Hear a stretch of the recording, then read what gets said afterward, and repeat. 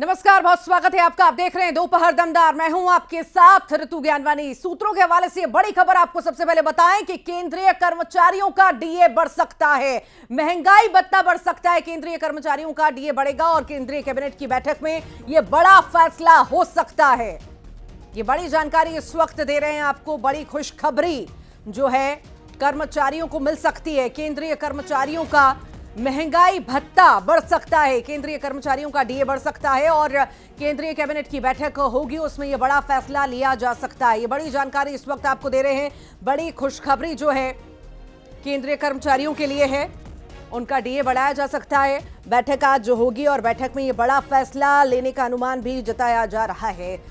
चुनावों से पहले बड़ा दाव इसे कहा जा सकता है। केंद्रीय कर्मचारियों का डीए बढ़ाना, उन्हें खुशखबरी देना, एक कहीं ना कहीं चुनावी स्टंट भी इसे कहा जा सकता है। यह बड़ी जानकारी सूत्रों के हवाले से। केंद्रीय कर्मचारियों का महंगाई भत्ता बढ़ सकता है, डीए बढ़ सकता है, जिसकी मांग की जा रही थी और हो सकता है ये मांग अब जल्द पूरी हो जाए तो केंद्रीय कर्मचारियों का डीए बढ़ सकता है। यह बड़ा फैसला लिया जा सकता है। जो है बैठक होनी है, केंद्रीय कैबिनेट की बैठक होनी है और इस बैठक में यह फैसला लिया जा सकता है। इस पर मुहर लग सकती है। जल्द ही हो सकता है केंद्रीय कर्मचारियों को खुशखबरी मिल जाए और उनका डीए बढ़ा दिया जाए।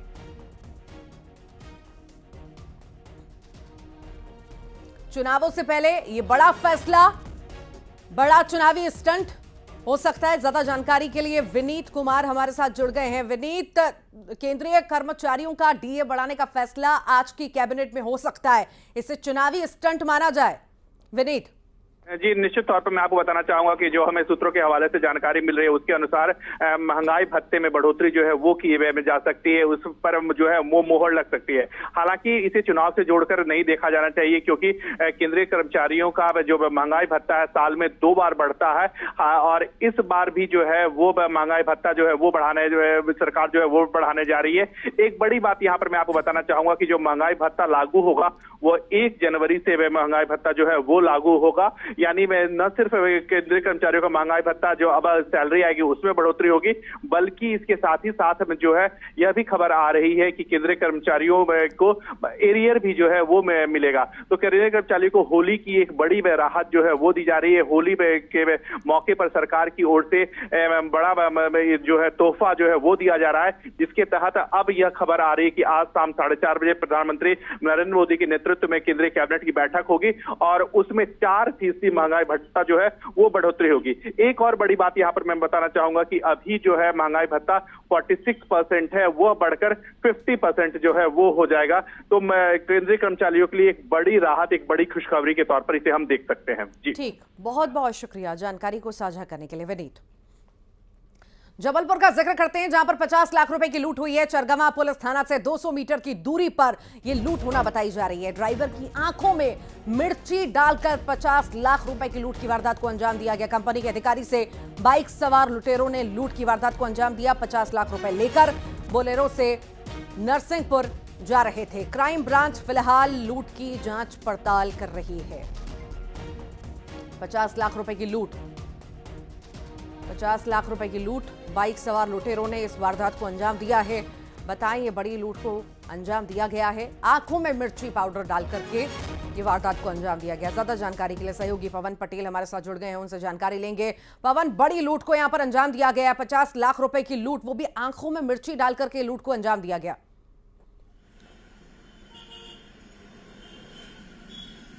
बिल्कुल, ये एक बड़ी वारदात है जो जबलपुर में सामने आई है और देर रात इस पूरी घटना को अंजाम दिया गया है। चरगमा थाने से महज 200 मीटर की दूरी पर, यानी समझा जा सकता है कि पुलिस जहां पर चौकन्नी रहती है, मुस्तैद रहती है, यानी अपने थाने में रहती है, उसके बावजूद लुटेरों की जो हौसले हैं वो इतने बुलंद थे कि उन्होंने वारदात को अंजाम दिया और बाइक से ही फिर मौके से फरार भी हो गए।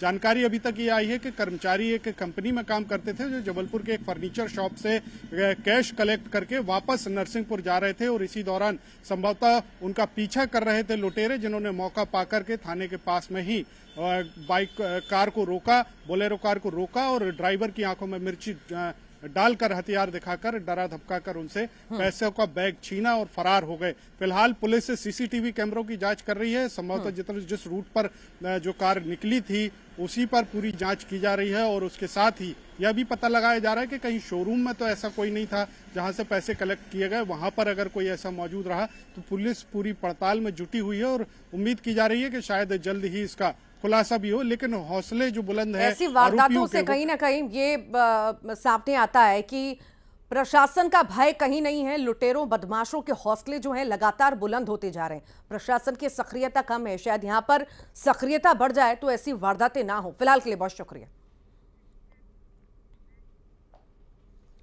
टीकमगढ़ का जिक्र, तालाब में बच्ची का शव मिला है। तालाब से बच्ची का शव निकाल लिया गया। बता दें करीब 5-6 साल का है, मतलब बच्ची की उम्र जो है 5 साल बताई जा रही है। महेंद्र सागर तालाब में बच्ची का शव मिला है।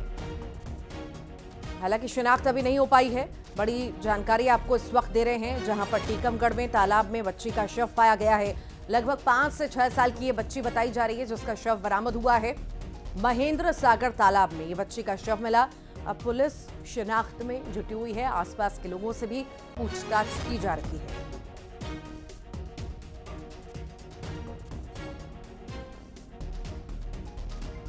तो तालाब में बच्ची का शव मिला है। साजिश है या हादसा है, सभी पहलुओं पर अभी जांच पड़ताल हो रही है। ये महेंद्र तालाब के पास की ये घटना है जहां पर टीकमगढ़ में तालाब से बच्ची का ये शव बरामद हुआ। 5 से 6 साल की ये बच्ची बताई जा रही है जिसका शव बरामद हुआ है। जांच का विषय है कि यह हादसा है, साजिश है, क्या है। सभी पहलुओं पर जांच पड़ताल अभी हो रही है। फिलहाल यही सामने आ पाया है कि 5 से 6 साल की बच्ची है जिसका शव बरामद हुआ है और अब आगे की जांच में पुलिस जुटी हुई है कि आखिर कब ये तालाब में बच्ची गिरी है, आखिर कब उसकी मृत्यु हुई है और कौन है ये बच्ची, कहां की रहने वाली है, कैसे यहां तक पहुंची। सभी पहलुओं पर अभी जांच पड़ताल चल रही है। ज्यादा जानकारी के लिए राजीव रावत हमारे साथ जुड़ गए हैं। राजीव, बच्ची का शव मिला है तालाब से, आखिर शुरुआती जांच में क्या कुछ सामने आ पाया है? कहां की बच्ची रहने वाली है, कौन है, कब का शव है, कुछ जानकारी इस बारे में अभी तक? देखिए, ये नवजात बच्चे का ये बच्चे का शव है जिसकी उम्र तकरीबन 5 से 6 साल बताई जा रही है और यह जो बच्चा है आज सुबह देखा गया है तालाब में तैरता हुआ इसका शव मिला है। तो तत्काल स्थानीय लोगों ने पुलिस को सूचना दी और पुलिस ने मौके पर पहुंचकर पूरे मामले की जांच शुरू कर दी है। फिलहाल सबको पोस्टमार्टम के लिए भेज दिया है और पुलिस अब बारीकी से पूछताछ कर रही है आखिर बच्चा किसका है, क्योंकि अभी तक शिनाख्त नहीं हो पाई आखिर बच्चा कहाँ का है, किसका है। ठीक, फिलहाल बहुत शुक्रिया।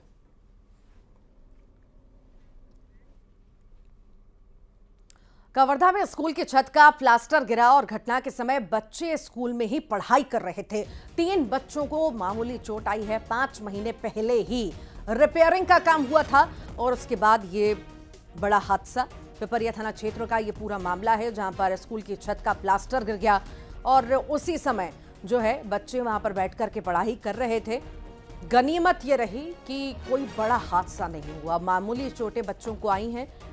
बड़ा हादसा यहां पर हो सकता था, हादसा टल गया है। पर बड़ी बात यह है कि अभी कुछ ही महीने पहले रिपेयरिंग का काम यहां पर हुआ था।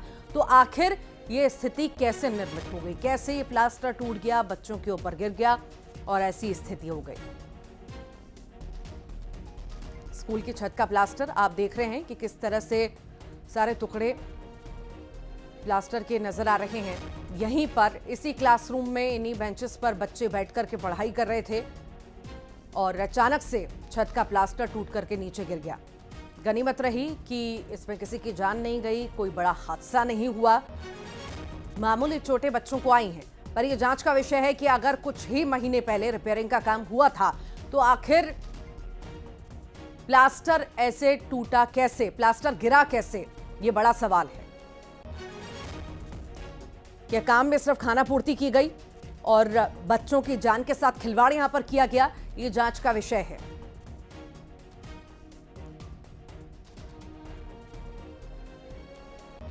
कवर्धा की तस्वीरें आप देख रहे हैं जहां पर स्कूल की छत का ये प्लास्टर गिरा हुआ नजर आ रहा है।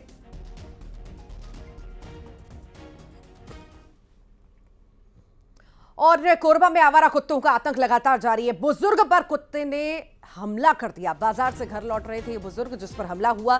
सीसीटीवी में ये पूरी वारदात घटना कैद हुई। कुत्तों से लोगों में कहीं ना कहीं दहशत का माहौल बना हुआ है। आए दिन आवारा कुत्तों का आतंक जो है लगातार जारी है और इसी तरह कुत्ते आए दिन हमला लोगों पर कर रहे हैं, उन्हें जख्मी कर रहे हैं, घायल कर रहे हैं। कई बच्चे भी शिकार में आते हैं जिनकी मौत हो जाती है बुजुर्ग के साथ। ये तस्वीर आप देखिए किस तरह से झपट्टा मारता है ये कुत्ता और एकदम से बुजुर्ग नीचे गिर जाते हैं और उसके बाद कुत्ता भाग जाता है। गनीमत रही कि किसी तरह की चोट उन्हें नहीं आई, किसी तरह के घायल जो है कुत्ते ने नहीं किया, पर यहाँ पर बड़ी वारदात हो सकती थी। बुरी तरह से कुत्ता जख्मी कर सकता था।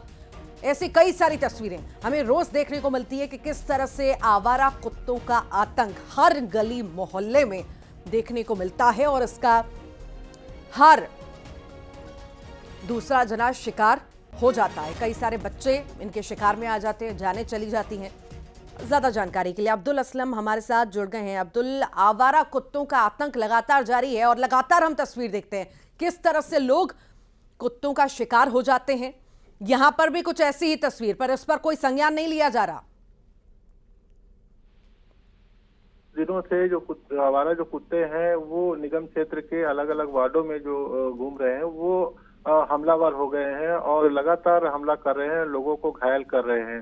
ये जो तस्वीर सामने आई है ये डीडीएम मार्ग की तस्वीर है, जहां पर एक बुजुर्ग जो है बाजार से लौट रहे थे, उसी वक्त ये कुत्ते ने हमला किया और वो किसी तरीके से जान बचाने की कोशिश की, लेकिन फिर भी उन्हें घायल कर दिया।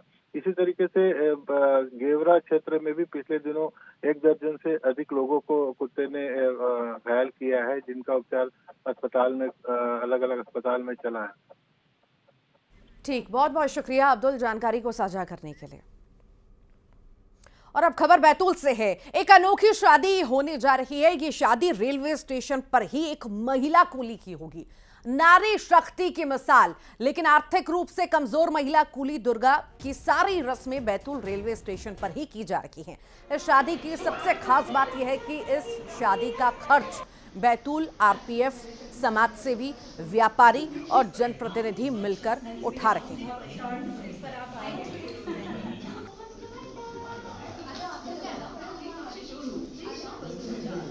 पापा चल फिर भी नहीं सकते थे और उनने सोचा कि बेटा तो नहीं है, बल्कि मैं कैसे संभाल पाऊँगा घर का।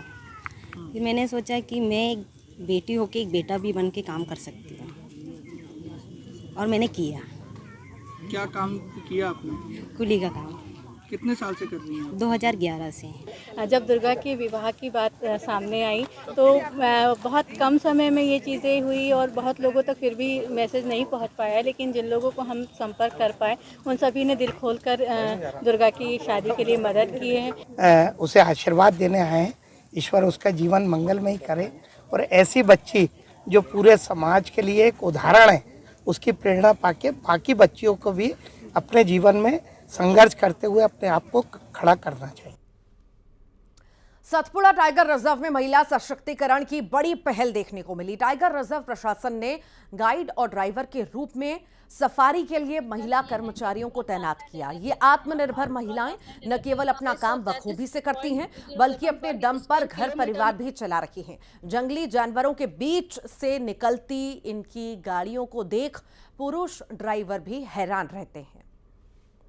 संगीता, यदि आपके काम की बात की जाए तो कैसे शुरुआत की और आप कैसा लग रहा है आपको? फॉरेस्ट वालों की तरफ से हमको ट्रेनिंग दी गई थी और छिंदवाड़ा में 1 महीने की ट्रेनिंग थी, फिर 2 महीने की ट्रेनिंग यहाँ पर हुई थी अंडर ट्रेनिंग। उसके बाद फिर हमको जीप दे दी गई, हमारे नाम पे कर दी गई। कब से गाड़ी चला रही हैं आप? कैसा अनुभव रहा है आप? ये दूसरा साल है सर मेरा। अच्छा जी। हमारे साथ कुछ और लोग भी मौजूद हैं। यहाँ पर नीतू जी हैं जो गाइड का काम कर रही हैं। हम उनसे जानेंगे कि किस प्रकार गाइड का काम वो कर रही हैं और कैसा उनका अनुभव है। जी नीतू जी, कहाँ रहना है आपका? जी मैं यहाँ से 7 किलोमीटर दूर गांव है कामती करके, मैं वहाँ से हूँ। कैसे गाइड का काम शुरू किया और कैसा अनुभव है आपका? अच्छा है सर, अच्छा लगता है। पहले जॉब के थ्रू मैं इसमें गाइडिंग में आई थी। जॉब करने के बाद मतलब इसमें गाइडिंग करते करते मेरे को इतना इंटरेस्ट आया, तो इंटरेस्ट के साथ मैं काफ़ी कुछ सीखी हूँ, अच्छा लगता है। और इंटरेस्ट इतना आ गया है कि अब ऐसा लगता है कि ये इंटरेस्ट मैं काम नहीं, जॉब नहीं, मैं एक फैशन टाइप में आ गया है मेरा। और अच्छा लगता है, इससे जो सैलरी मिलती है उससे मेरा घर का भी काफ़ी कुछ काम हो जाता है, मैं अपनी शौक पूरे कर पा रही हूँ। तो सबसे महत्वपूर्ण बात यह है कि चूंकि जंगली क्षेत्र है, पूरा का पूरा जो इलाका है, और वहां पर महिला स्वावलंबन यदि पार्क प्रबंधन द्वारा तैयार किया जा रहा है तो ये अपने आप में महिला सशक्तिकरण का सबसे बड़ा उदाहरण माना जा सकता है। जी, क्या नाम है आपका, कहाँ से? जी नमस्ते, मेरा नाम रेवती है, मैं ग्राम छड़का से हूँ और मेरा गांव 7 किलोमीटर दूरी पर है। रेवती जी, कब से ये गाइडिंग का काम कर रही सर हैं? 2021 से गाइडिंग। और इसी के साथ ही यहाँ रुक रहे हैं एक छोटे से ब्रेक के लिए, जल्द लौट रहे हैं और भी खबरों के साथ।